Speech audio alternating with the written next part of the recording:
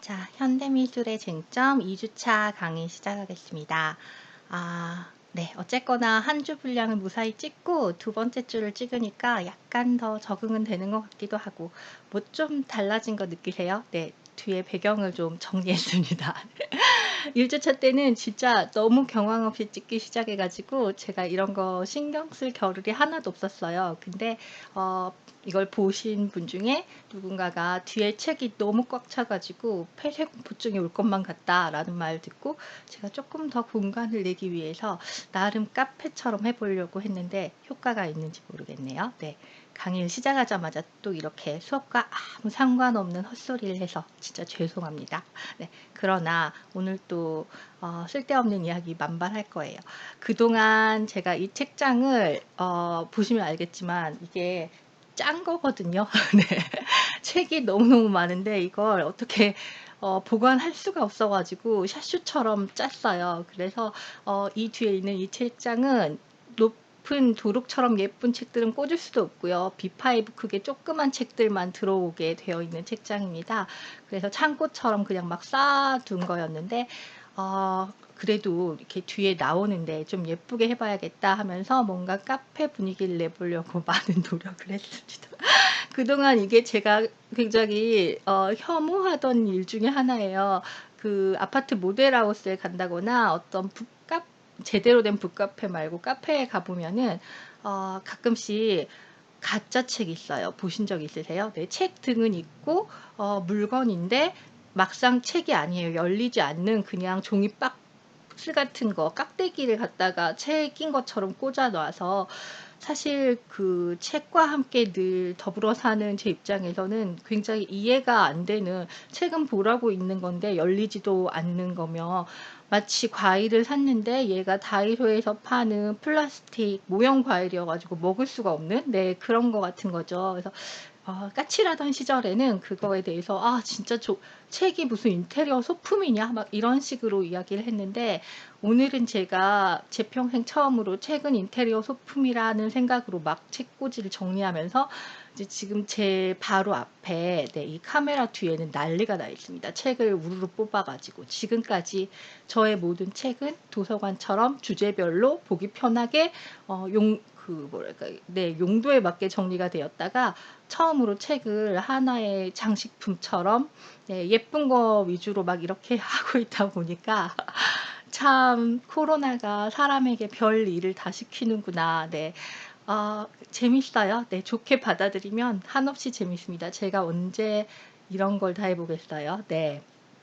이제 집중해야지. 네. 공부를 하도록 하겠습니다. 오늘 현대미술의 쟁점 처음으로 제대로 된 수업을 하기 시작하는 거고요. 오늘 하게 될 텍스트는 테리 스미스의 우리의 동시대성입니다. 읽으셨죠? 안 읽으셨으면 지금 듣지 말고 빨리 정지한 다음에 텍스트 한번 읽고 나서 들으세요. 네. 안 읽고 들으면 아무 소용없어요. 네.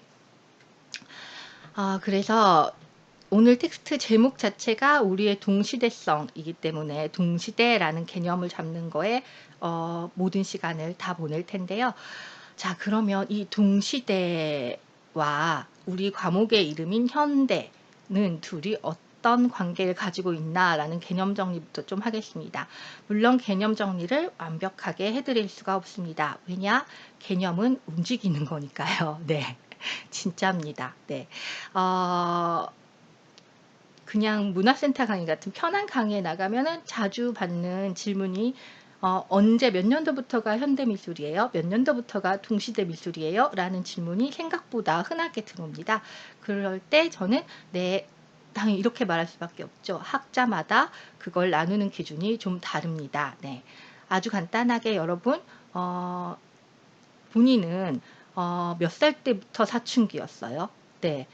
본인의 청소년기를 몇 살부터 몇 살까지로 잡으세요. 네. 이거는 생각하기 나름이겠죠. 그렇지만 갑자기 3살 때 청소년기였다, 사춘기였다 할 수는 없는 거고, 뭐 30이 넘어서 사춘기였다 할 수는 없는 거고, 당연히 어느 정도의 범주는 있습니다. 범주는 있지만 그래도 자기가 생각하는 주요 가치, 나는 사춘기의 가장 큰 특징을 무엇이라고 보는가에 따라서 그 몇 살을 정할 수 있는 기준이 다르겠죠. 네. 그거랑 똑같이 현대미술, 동시대미술도 좀 다릅니다만, 네, 동시대미술이라는 말을 썼을 때 2차 대전 이전까지 올라간 사람은 없어요. 네, 빨라도 60년대 정도를 생각을 하고요. 좀 늦게 보는 사람은 89년도 정도까지도 생각을 합니다. 그래서 80년대 이후를 동시대라고 생각하고 말을 하는 경우도 있어요. 그 사이가 상당히 시간 텀이 있잖아요. 네, 그거는 여러분이 직접 공부하면서 자기 기준을 다시 가졌으면 좋겠습니다. 네. 우리 교재도 사실 1985년 이후에 현대미술 이런 식으로 끊어서 네, 이렇게 얘기를 하고 있는데, 여러분이 하다 보면은 나는 언제라고 생각한다라는 게 생길 때까지 계속 네, 관심을 가지고 읽고 접하고 하는 걸 할 수 있을지 잘 모르겠네요. 네. 그러면 제가 일단 60년대 그리고 80년대 말을 얘기했는데, 60년대하고 80년대에 이렇게 콕 집어 말할 수 있는 세계적인 역사적인 사건 뭐가 있을까요? 네. 뭐 아무 기준 없이 그 시점을 잡지는 않잖아요. 네. 나의 사춘기가 언제 시작되었는가 할 때 그냥 몇 살 이거 숫자로 생각하는 게 아니라 어떤 지점, 포인트를 잡을 거 아니에요. 내가 첫사랑인 누구를 만난 그날이라고 잡던가. 저도 참 예를 들면서 제 스스로 너무 구려서 참을 수 없습니다만, 네. 어쨌거나 그런 식으로 뭔가 사건을 가지고 잡으려고 한다 치면은, 네. 68년도에 유럽에서는 무슨 일이 있었나요? 네. 68 혁명이라고 검색해 보시면 자료 많이 나올 거예요. 네. 정권을 바꾼 것도 아니고, 네. 왕의 목을 썰어낸 것도 아니지만, 그러나 혁명이라고 생각하는 하나의 문화적 큰 흐름의 변화가 있었던 68년도를 말하는 사람도 있고요. 그렇다면 89년도에는요. 네.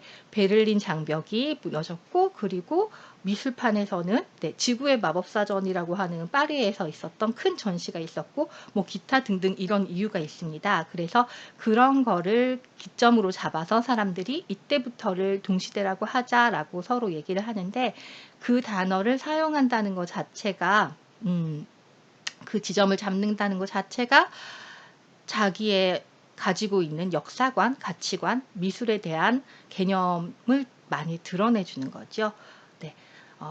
얼렁뚱땅 얘기하고 있습니다만 생각보다 심오하고 깊이 있고 중요한 이야기를 하고 있는 겁니다.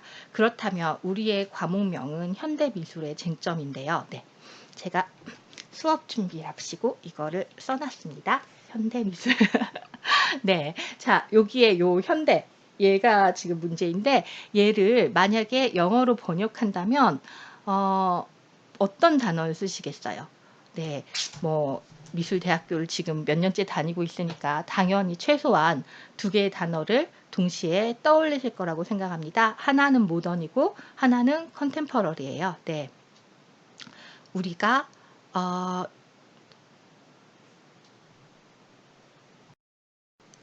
죄송합니다. 네, 처음부터 다시 찍지 않고 그냥 쭉 이어가겠습니다. 네, 이런 불상사가 생길 때마다 자꾸 재촬영을 했더니 NG를 너무 내서 네, 제가 이 말을 몇 번째 하는지 모르고 계속 하다 보면은 15분 안에 했던 말 또 하고 막 점점 더 붕어싸 많고가 돼서 전 이제 웬만하면 한 방에 가는 식으로 하겠습니다. 네, 저희 집 초인종에 눌려서 잠깐 끊었던 거고요. 네, 이렇게 혼자 방구석에서 녹화를 하고 있다 보면 별일이 다 생긴답니다. 네, 제가 하기 싫은 몸부림을 치다가 딱 앉아서 맘 잡고 딱 시작하면요. 꼭 한 5, 6분 녹화하고 있을 때 윗집에서 세탁기를 돌리기 시작하세요. 네.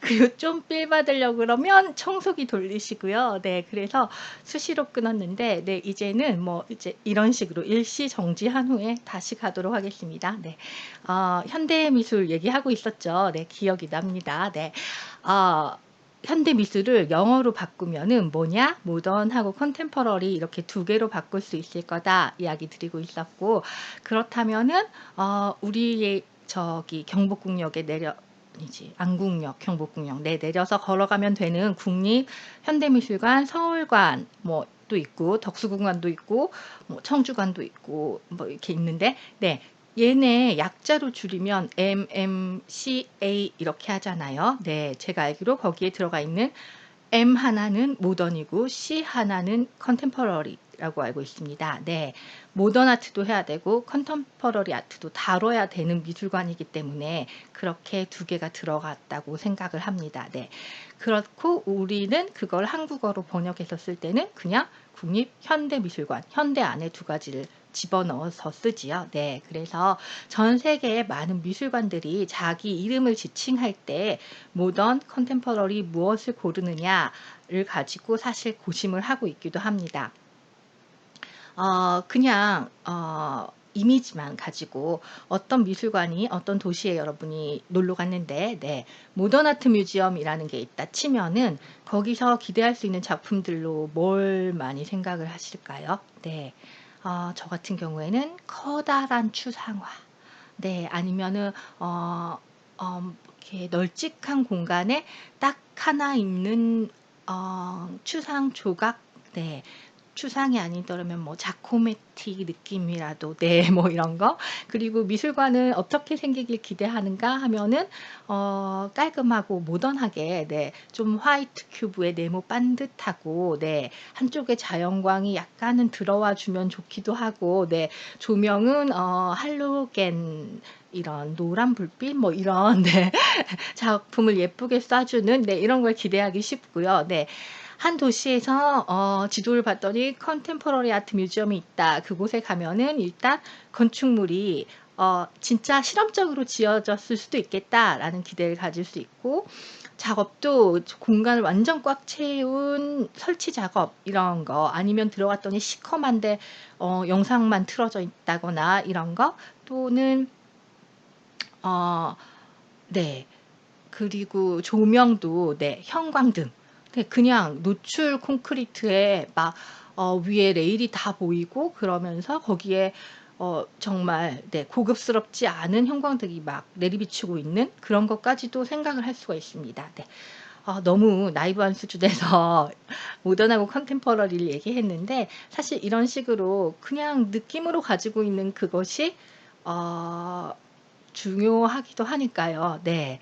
그렇다면 우리가 모던하고 컨템퍼러리를 놓고 그 누구도 헷갈리지 않을 거. 모던이 더 시대적으로 옛날이에요, 컨템퍼러리가 더 옛날이에요 하면은 당연히, 네, 모던으로만은 충분히 얘기할 수 없을 만큼 더욱 최근에 가깝고 더 현대적이고 실험적인 어떤 것들을 우리는 컨템퍼러리 아트라고 딱히 열심히 정의 내리거나 공부하지 않으면서도 그렇게 단어를 사용해 오고 있었구나라고 느낌이 들 거예요. 네.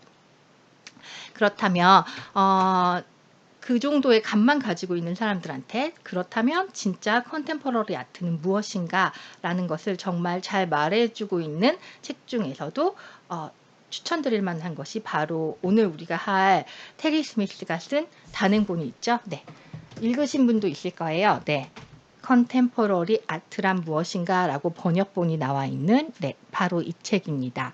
그래서 우리가 오늘 읽을 글은 9페이지인가? 좀 몇 장 안 돼요. 한글로 하면 더 작나? 네, 정말 몇 쪽 안 되는 짧은 글이기 때문에 이것만 가지고는 사실 잘 알기 부족하다라고 느끼실 때 이 책을 통째로 다 읽는 것을 추천드립니다. 그리고 이 책에서 지금 우리 오늘 이번 주에 할 내용과 가장 비슷한 부분은 어디냐라고 하면은 제일 목차에서 보면 제일 마지막 챕터가 있어요.